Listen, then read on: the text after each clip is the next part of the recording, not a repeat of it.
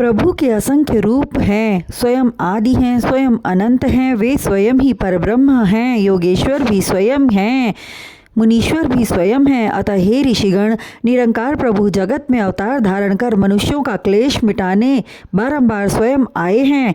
सबसे पहले भी वे वही थे, प्रलय काल के मध्य से लेकर प्रलय होने तक भी वही रहेंगे। वे स्वयं आलोकित होने वाले उस दीपक के समान हैं जिसे तेल की आवश्यकता नहीं होती। जैसे स्वयं के प्रकाश से प्रकाशित रहने वाले सूर्य।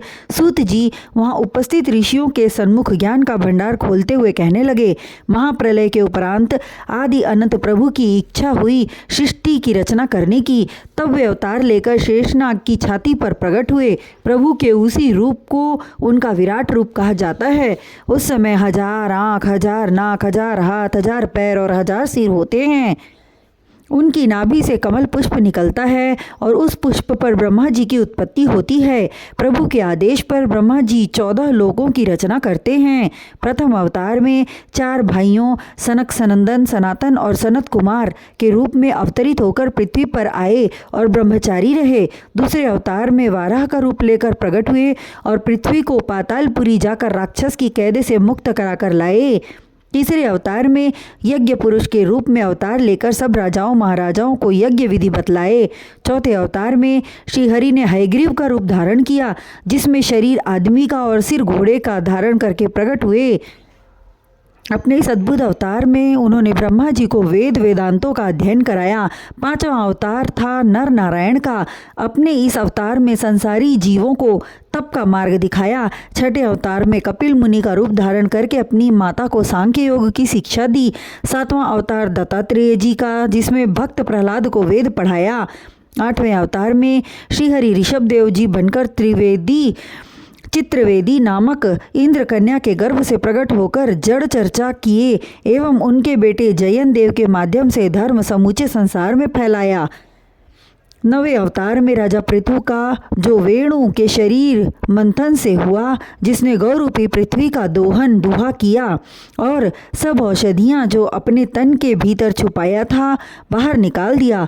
दशम अवतार में मत्स्य रूप धारण कर ऋषियों समेत राजा सत्यव्रत को नौका पर बिठाकर ज्ञान का उपदेश देते हुए किनारे लगाए।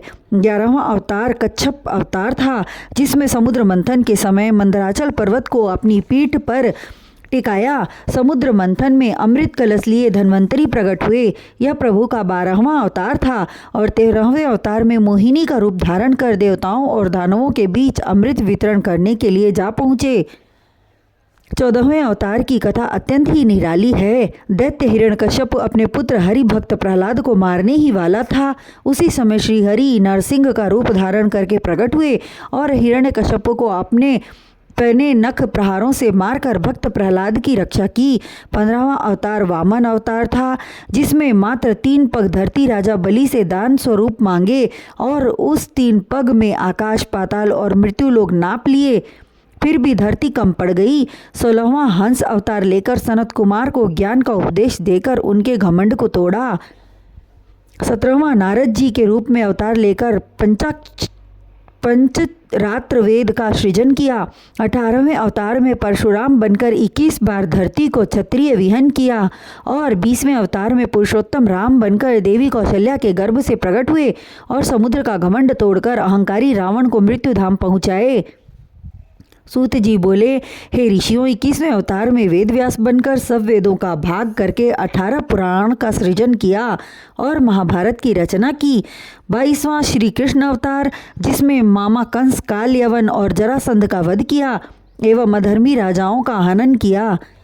23वां अवतार बौद्ध अवतार लेने का मूल कारण है कि दैत्यों ने अपने गुरु शुक्राचार्य से पूछा कि हे गुरुदेव, इंद्रासन पर सर्वदा देवता ही राज्य करते हैं, कोई एक उपाय कीजिए जिससे इंद्रासन पर हमारा राज्य स्थापित हो जाए। तब शुक्राचार्य बोले, देवताओं के समान तुम भी यज्ञ करो। तब शुक्राचार्य के आदेश पर राक्षसों ने यज्ञ प्रारंभ कर दिया। उन्हें यज्ञ करता देख देवता घबराए और भागकर श्रीहरि के पास जा पहुँचे और पूरी कथा सुनाया। तब श्रीहरि नारायण देवताओं का दुख दूर करने के लिए बौद्ध अवतार धारण करके सेवड़े का रूप बनाया। मैला कुचैला कपड़ा पहनकर, चोरी रस्सी हाथ में लेकर उस स्थान पर जा पहुँचे जहाँ दैत्य यज्ञ कर रहे थे।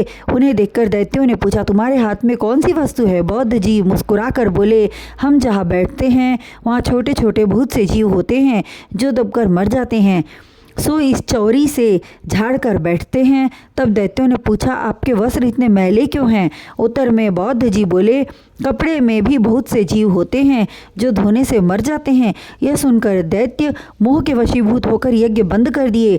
आपस में कहने लगे, यज्ञ करने से जीव हिंसा होती है, यज्ञ करना उचित नहीं है, इससे तो और पाप बढ़ेगा। ऐसा करने से उनका धर्म बल जाता रहा और देवता प्रबल हो गए। और कलयुग के अंत में 24वां अवतार होगा, उसका नाम कल्कि होगा। अपने सभी अवतारों में केवल कृष्ण अवतार में ही प्रभु अपने 24 कलाओं सहित अवतरित हुए। बाकी अन्य सभी अवतारों में उनकी कलाओं के कुछ अंश मात्र ही थे। संसार में जितने भी जीवधारी हैं, सब में उन्हीं ब्रह्म का अंश समाया हुआ है, इसलिए कोई उनके अवतारों की गणना नहीं कर सकता।